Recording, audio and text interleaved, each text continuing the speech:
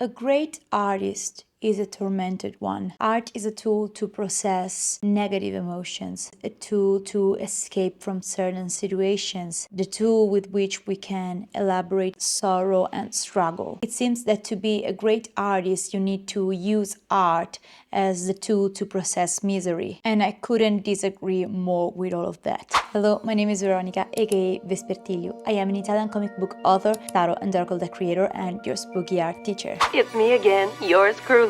This is not something I do usually in my videos, but it has happened before that I've decided to share my personal thoughts and reflections on topics I am really passionate about. Today I want to talk about the art of processing joy, which is something I've actually never thought about until the 22nd of December of 2025, which is actually 30 days ago today. During my morning reflections in my journal, I started remembering something I had experienced in that liminal space between being awake and falling asleep, something that happened to me the night before I wrote those pages. That resulted in a reflection on why I think it's crucial to learn to process joy and all of these so-called positive emotions, especially for us artists.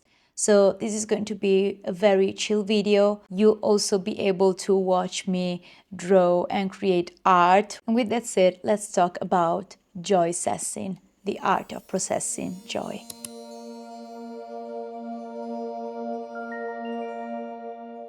I usually have the strangest, most impactful revelations when I'm in the process of falling asleep.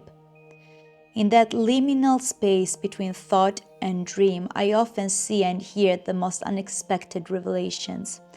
I saw a goddess witness the story of a woman from the 1700s, and right this past 22nd of December, I heard a word and a definition.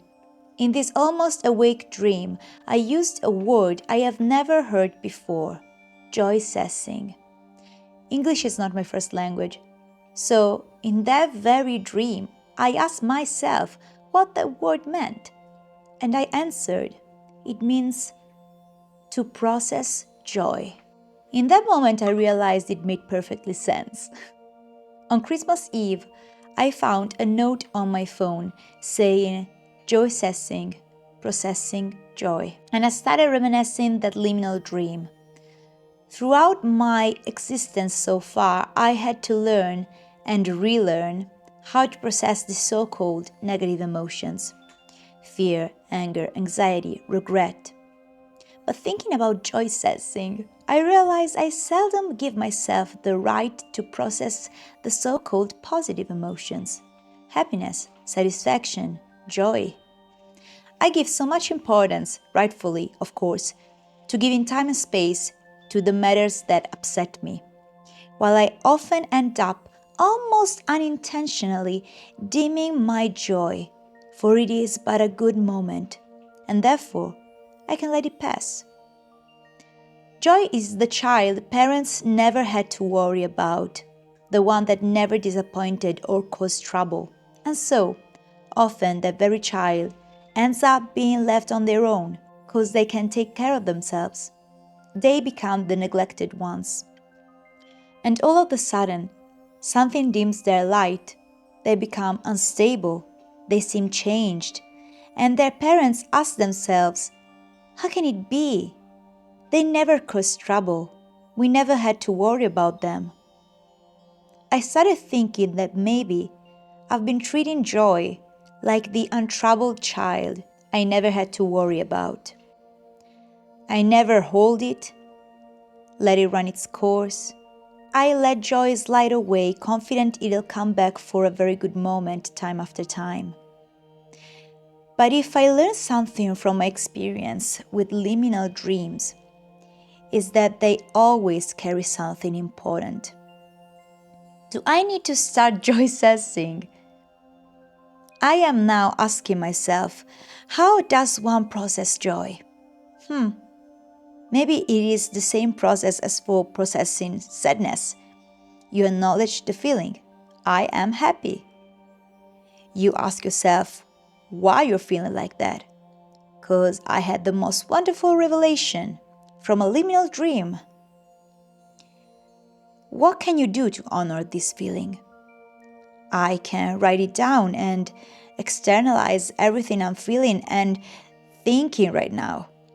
Or I can sit with it and meditate on this feeling. Or I can embrace it, since it won't hurt a soul to do so.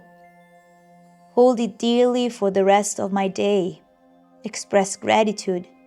Let it fuel my creativity. As artists, we are often taught that a great artist is a tormented one, that fear and misery are food for inspiration. We learn that art is a way for artists to process their emotions, but we rarely hear an artist say, "I did this because I was so happy. I wanted to process my happiness." Art is often the tool to overcome, to escape, to process negative things. But I speak from experience when I tell you, I tend to make art because I am excited for it. Sometimes I'd wake up with an idea and be like, wow, I can't wait to create this. Or I'll be having a really good time out at a park or a restaurant or during a trip and be like, I'm going to draw something now. That's probably one of the very main reasons I always have my sketchbook with me. I've been joy-assessing through my art for a very long time now that I think about it. Joy-assessing can feel painful though, especially when your body is accustomed to welcoming and giving space to fear, anxiety, and sadness. Joy can become a weird emotion, hard to process. Today I felt like this. Today, I felt like I was about to have 2 panic attacks in a row, thinking about all the dreams of mine that did come true. I started reflecting on all the things I have achieved and of how proud of myself I am. And I felt a pain growing in my chest, dizziness, and I had trouble breathing.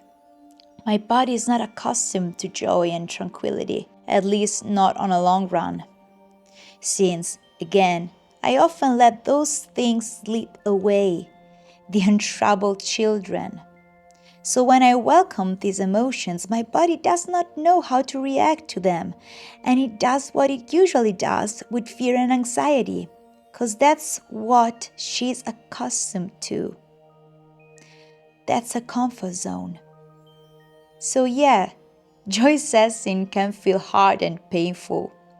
And so I must master this art. I must let it happen. Hold in and hold on to the joy, feel it, express it, write it down, process it. I want to be the kind of artist that gets their creative fuel from every single emotion. I want to create through every aspect of my life. Create to overcome struggles, create to process joy. I let this message be my reminder to practice joy-assessing every time I'm met with joy. To never neglect any other emotion of mine, good or bad, ever again. Let this be my reminder that no child can be left on their own, and so can't any emotion, even the most untroubled ones. Let this be my ode to joy-assessing, the art of processing joy.